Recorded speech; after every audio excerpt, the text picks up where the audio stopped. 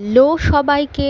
রথযাত্রা তো এখনও শেষ হয়নি, এখনও 7 দিন ধরে চলবে, সোজা রথ থেকে উল্টো রথ। এখনও তো অনেক বাড়িতে নিরামিষ খাওয়া দাওয়া হচ্ছে। তাই নিরামিষের দিনগুলোতে যদি এরকম একটা রেসিপি তোমরা বানাতে চাও, তাহলে ভিডিওটি একদম শুরু থেকে শেষ পর্যন্ত পুরোটাই দেখো। এর জন্য আমি নিয়েছি 200 গ্রাম পনির, সেটাকে কিউব করে কেটে নিয়েছি। আর এদিকে একটা মিক্সিং জারের মধ্যে হাফ বাটি পোস্ত, কাঁচা লঙ্কা, আদা আর 3 চামচ মতো টক দই দিয়ে একটা স্মুথ পেস্ট বানিয়ে নিয়েছি। এবার কড়াইয়ের মধ্যে অল্প একটু সাদা তেল আর বাটার দিয়ে একটু মিক্স করে নেব।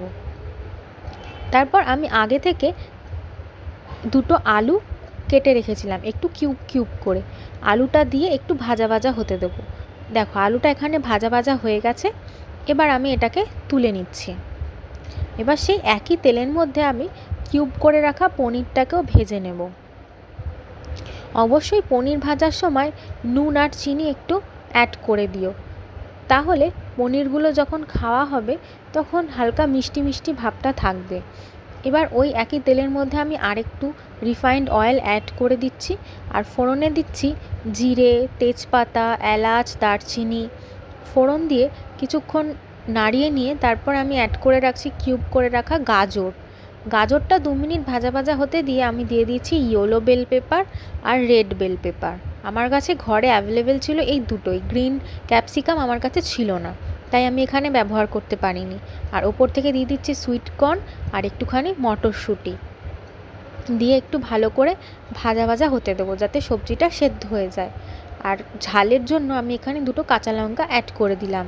সবজিগুলো ভাজা ভাজা হয়ে গেলে এবার ওপর থেকে আমি দিয়ে দেবো আদা, কাঁচা লঙ্কা, কাজু আর পোস্তর পেস্টটা।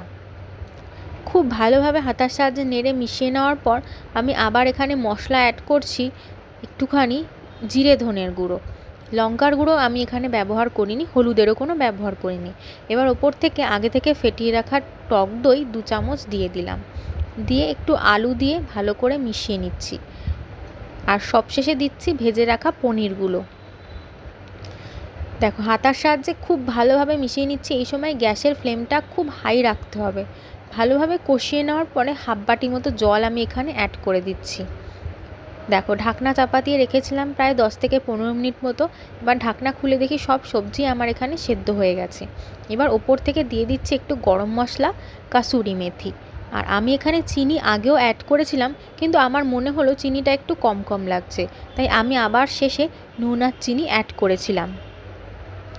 এই রেসিপিটি যদি তোমাদের ভালো লেগে থাকে তাহলে অবশ্যই আমার চ্যানেলটি সাবস্ক্রাইব করে দিও। আর এরকম রেসিপি তোমরা বাড়িতে অবশ্যই